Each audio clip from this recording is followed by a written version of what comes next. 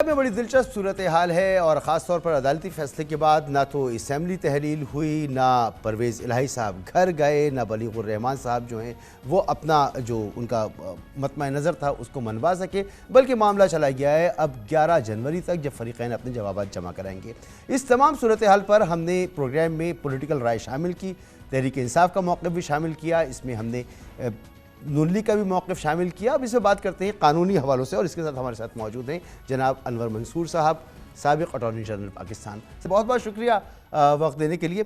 Sir ये बताएं कि पीटीआई का ये मौक़िफ़ रहा और स्पीकर पंजाब असम्बली दोहराते रहे इस मौक़िफ़ को कि अगर एक इजलास जारी हो तो उसके ऊपर दूसरा इजलास नहीं बुलाया जा सकता, पहले इजलास ख़त्म हो तो फिर दूसरा इजलास गवर्नर कॉल कर सकते हैं। लेकिन आज जब ये मामला अदालत में पहुंचा तो बेंच के सरबराह chief justice Lahore high court मोहतरम जनाब आबिद अजीज़ शेख साहब ने भी इसको तस्लीम किया कि इजलास, नया इजलास बुलाने की, अगर कोई इजलास जारी हो तो उस दौरान भी स्पीकर ये कह सकते हैं कि एतमाद का वोट लिया जाए।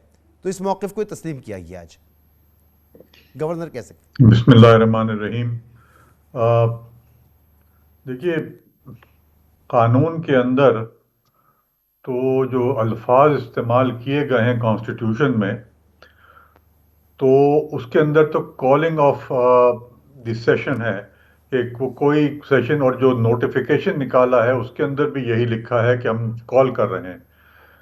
ठीक है, कोर्ट ने ये बिल्कुल ज़रूर कहा है कि कोई फ़र्क नहीं पड़ता, और अगर असेंबली मौजूद है, सेशन में है, तो उस सेशन के अंदर लिया जा सकता है।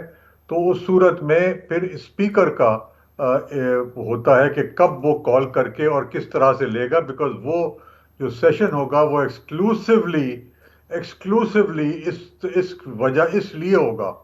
तो इसलिए मेरा अपना मौक़िफ़ यही है कि अगर एक सेशन हो रहा है तो दूसरा सेशन कॉल नहीं किया जा सकता। ये मेरा मौक़िफ़ है, और मैं इसके ऊपर काफ़ी डिटेल में भी हम जा सकते हैं, वजह क्या है और किस तरह से ये जो है इस दूसरा सेशन कॉल नहीं किया जा सकता है।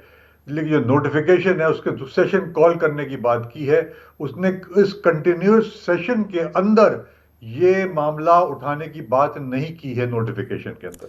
ठीक है, और ये जो एक टाइम फ्रेम दिया था गवर्नर साहब ने, इसके बारे में आपकी क्या राय है? देखिए, टाइम फ्रेम तो तय करते हैं स्पीकर। देखिए, मैं ज़रा से इसको थोड़ा सा एक्सप्लेन कर दूं कि जो आर्टिकल 130 सब आर्टिकल 7 है, उसके अंदर दो चीज़ें कही गई हैं। पहली चीज़ तो ये कही गई है उसके अंदर कि गवर्नर जो है वो पहले इत्मीनान करेगा कि ये जो सीएम है उसके पास उतनी सीट्स नहीं मौजूद हैं इस वक्त कि वो वोट ऑफ कॉन्फिडेंस ले सके। जब वो तय कर लेगा तो उसके बाद वो असेंबली कॉल करेगा कि उसके अंदर ये वोट लिया जाए ना। अब ये दो अलग अलग चीजें हैं। पहला इशू जो है वो ये है कि वो कॉल करेगा, उसके बाद फिर असेंबली के अंदर स्पीकर का इसका वो है कि वो स्पीकर जो है वो तय करेगा किस तरह से मामला चलेंगे। तो ये गवर्नर के इख्तियार में नहीं है कि वो ये कहे कि एक दिन में 2 दिन में ये हो जाए। ये स्पीकर देगा जो है, और यूजुअली इसमें टाइम दिया जाता है ताकि लोग मुख्तलिफ जगहों से जो आ रहे हैं तो वो आ सकें और वो जाके वोट कर सकें। ये वट्टू वाले केस के अंदर भी, उससे पहले भी जो केसेस हुए हैं उसके अंदर ये मामला तय किया गया था। तो आज अदालत ने डिक्लेरेशन ली है वज़ीर आला पंजाब से कि आइंदा समाअत तक आप असम्बली तहलील नहीं करेंगे, और उन्होंने ये डिक्लेरेशन दी है। तो फवाद चौधरी साहब कहते हैं कि हमारे नज़दीक ऐसे डिक्लेरेशन की कोई अहमियत नहीं है और असम्बलियाँ ज़रूर तहलील होंगी। कैसे मुमकिन हो सकता है? देखिए, बात यह है कि अगर वो डिक्लेरेशन दिया है तो उससे फर्क भी कोई नहीं पड़ रहा कि अगर कोई आ, आ, ये आ जाए रेजोल्यूशन किसी फॉर्म में भी, गवर्नर एक दफा प्लेस कर दे स्पीकर के सामने कि ये इन्होंने वोट ऑफ कॉन्फिडेंस लेना है, तो उसके बाद वैसे भी तहलील नहीं कर सकते चीफ मिनिस्टर। और अगर वो उसने लिख दिया है तो उससे कोई फर्क नहीं पड़ रहा, बिकॉज ऑलरेडी ये गवर्नर जो है वो नोटिस निकाल चुका है कि इनको वोट ऑफ कॉन्फिडेंस लेना है। तो उस सूरत में जब तक कि वो मामला खत्म ना हो जाए उस वक्त तक तहलील वैसे भी नहीं हो सकती हैं।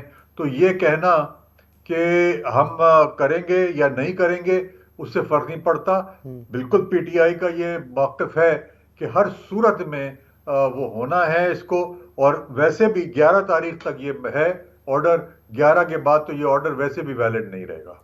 अच्छा सर, आज एक और डेवलपमेंट ये हुई कि जब पंजाब असेंबली का इजलास हो रहा था तो वहाँ एक करारदाद मंजूर की गई और उस करारदाद में सदर मुमलिका से ये गुजारिश की गई कि आप गवर्नर बलीगुर रहमान साहब के खिलाफ कार्रवाई करें कि उन्होंने एक गलत फैसला लिया है, एक ऐसा फैसला लिया है जो उनको नहीं लेना चाहिए था। तो क्या सदर के पास ये इख्तियार मौजूद है कि वो गवर्नर के खिलाफ एक्शन ले सकते हैं? इसको ज़रा मुश्किल सवाल है ये कि नॉर्मली तो president acts on the advice of the prime minister, ये तो बड़ा क्लियर वो है लॉ। मगर इन हिज डिस्क्रेशन का लफ्ज इस्तेमाल नहीं किया है। तो ये कार्रवाई तो की जा सकती है, शुरू तो किया जा सकता है मामला, इन्वेस्टिगेशन भी शुरू की जा सकती है कि क्या हो रहा है। मगर इसके ऊपर मेरा नहीं ख्याल है कि प्रेसिडेंट के पास ये इख्तियार है कि वो रिमूव कर सके। मगर इस पे कोई मैंने कोई जजमेंट भी ऐसा नहीं देखा है। लॉ बड़ा क्लियर है कि प्राइम मिनिस्टर जो है वो एडवाइस करता है। मगर ये जो कानून में लिखा हुआ है वो ये है कि प्रेसिडेंट जो है वो रिमूव कर सकता है, मगर ये इसमें इबाहम है।